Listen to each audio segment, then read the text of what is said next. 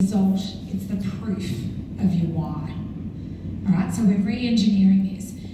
Now, what Simon Sinek talks about is that actually decision-making is made in the limbic brain, in the inner circle, right? So it's the emotional receptors that go, oh, I believe what you believe. I believe that we shouldn't be, farming meat for leather goods. I believe that, we should be using organic waste, etc., etc. So you want to attract people that believe what you believe or that are attached to the same cause as you. So when you introduce yourself in a networking environment, you're attracting the right people that might want to do business with you or partner with you or collaborate with you because they believe what you do. And that's what worked for me when I got NAB on board as a sponsor. Because I said to them, most organisations are just ticking boxes. They just whack their brand on something and say, or put on a panel for International Women's Day, but they don't actually care about women in business. If you want to make an impact, you should partner with us because we're helping women build and scale their business. And they said yes to me on the spot. And I had a sponsorship with one of the biggest banks in Australia in one meeting with the decision maker because she believed what I believed. She believed in my cause and she wanted to be a part of it. That's the power of that. And I was a tiny, tiny micro startup at that point. The neocortex, which is the outside part of our brain, is the rational brain, which controls senses, spatial reasoning, analytical thinking, and language. So it's rationalisation and communication, but it's not decision making. Okay, that all happens here in the neocortex. In the limbic brain.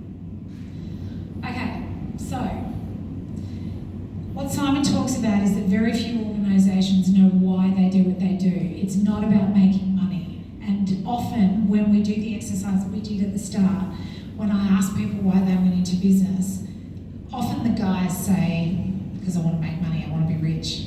Yeah. It's not very exciting for anybody else. It might be great for you if that's what you're wanting, but it doesn't make other people go, I want to be a part of that.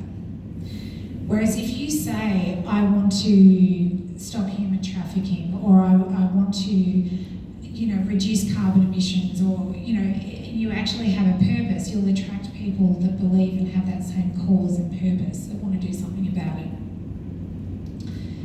So why is a purpose, a cause, or a belief? It's the reason your organisation exists.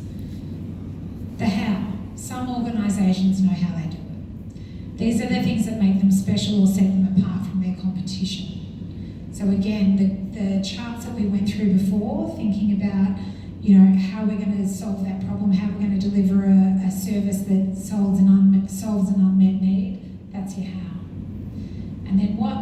Every organisation knows what they do. They're your products or services that you sell. They're your handbags. They're your leather goods. They're your AI services. They're your learning platform. All right, so now it's time for you to create your why. And then we're going to play this back a bit. So I'm going to roam the room and you're going to share this with me. So what I'd like you to do, and the best way to do this is not to overthink it. You're not allowed to use AI for this because it's got to come from here.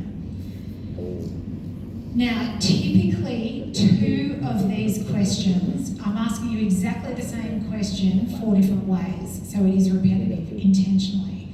Typically, 2 of these questions will be easy to answer and the other ones maybe not so much. So what I would like you to do is in one sentence, straight off the bat without thinking about it, and if you've got 2 people from the same organisation, I want you to both do this separately. Don't collaborate because then I want you to compare notes. I want you to answer, why does your organisation exist? What was it that made you go, I'm going to start this business?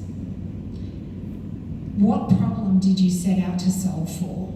So there was obviously a gap, or there may not have been a problem, but there was obviously something that you saw in the market that you thought was an opportunity to penetrate. So one of these 2 questions, or both of them. The next question is, what is your cause? What do you believe? Now this is relevant to your business. This is not religion. This is totally relevant to your business. And again, this question may not be suitable for your business. It might be more the problem you set out to solve for.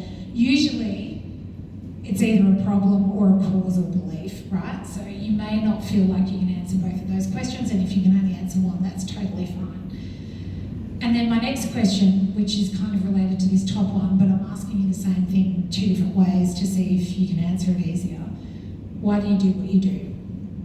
Okay, so now I'm going to give you only 2 minutes because I do not want you to overthink this. I want you to very quickly write only one sentence, not a long-winded thing. I don't want you to look at